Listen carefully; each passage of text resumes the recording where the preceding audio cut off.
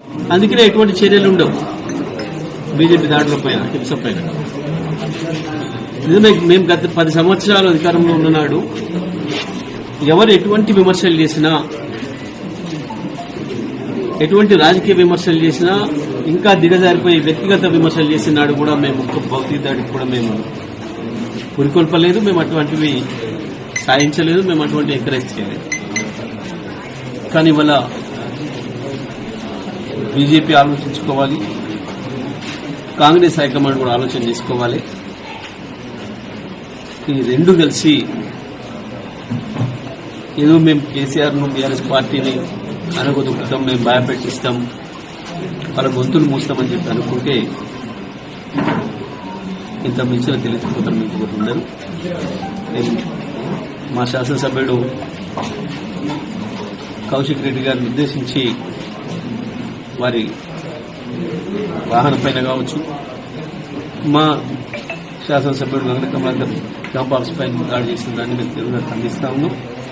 దీనికి నిజంగా బీజేపీ పార్టీకి సంబంధం లేకపోతే ఆ పార్టీ అధ్యక్షుడు దాడిని ఖండించాలి, క్షమాపణలు చెప్పాలి దేశరత్తుగా. లేదంటే తప్పకుండా ఇది బీజేపీ కాంగ్రెస్ కలిసి చేస్తున్న రాజకీయ దాడులే అనేది తప్పకుండా ప్రజలు కూడా గ్రహిస్తారు.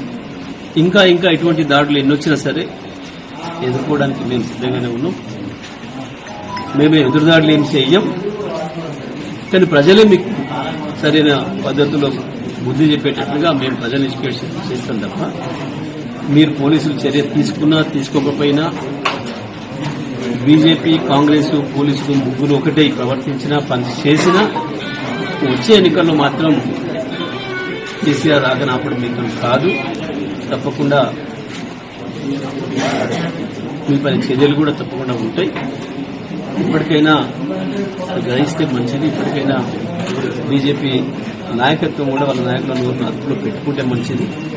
బండి సంజయ్ కానీ ఇతర కాంగ్రెస్ చోటమోట నాయకులు కానీ కేటీఆర్ గారిని ఉద్దేశించి చేసిన వ్యాఖ్యలు ఏదైతున్నాయో వాటిని ఇప్పటికైనా ఉపసంహరించుకొని క్షమాపణలు చెప్పడం మంచిది తప్ప దాన్ని తప్పించుకోవడం కొరకు భౌతిక దాడులు చేసి బీఆర్ఎస్కి వస్తున్న ఆదరణను మేము ఆపుతామని మొన్న కేసీఆర్ గారు ఏదైతే రైతు సంగ్రామ సభ పెట్టినో వరంగల్లోకి వెళ్ళినరో రైతులు పెద్ద ఎత్తున హాజరవుతున్నారు. దీన్ని పక్కదారి పట్టించాలి. ఇవాళ రాష్ట్రంలో ఏదైతే రైతులకు సంబంధించిన పంటల కొనుగోలు విషయంలో ప్రభుత్వం విఫలమవుతుందో, ప్రత్యేకించి దాన్ని తప్పించడం కొరకు, దాని నుంచి దృష్టి మరల్చడం కొరకే మొన్న క్యాబినెట్ పెట్టి ఒక డ్రామా చేసిండ్రు. దాంట్లో ఏదో కేసు ఇంకేదో కేసు పెట్టమని నాటకం చేసిండ్రు. అది పుష్పమని అది ఫెయిల్ అయింది, అది ఎవరు తీసుకోలేదు దాన్ని. ఆ తర్వాత ఇప్పుడు ఇదొక నాటకం మొదలుపెట్టిండ్రు.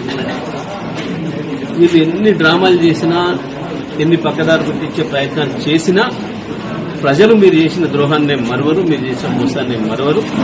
మీరిద్దరు కలిసి ఆడుతున్న నాటకాన్ని కూడా ప్రజలు గమనిస్తారు. తప్పకుండా ఈ రెండు పార్టీలకు కూడా